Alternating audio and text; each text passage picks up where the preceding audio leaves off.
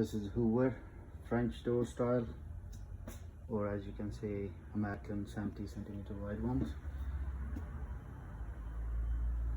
Top portion is fridge.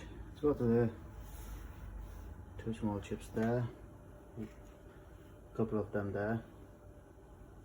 There's some scratches, minor ones,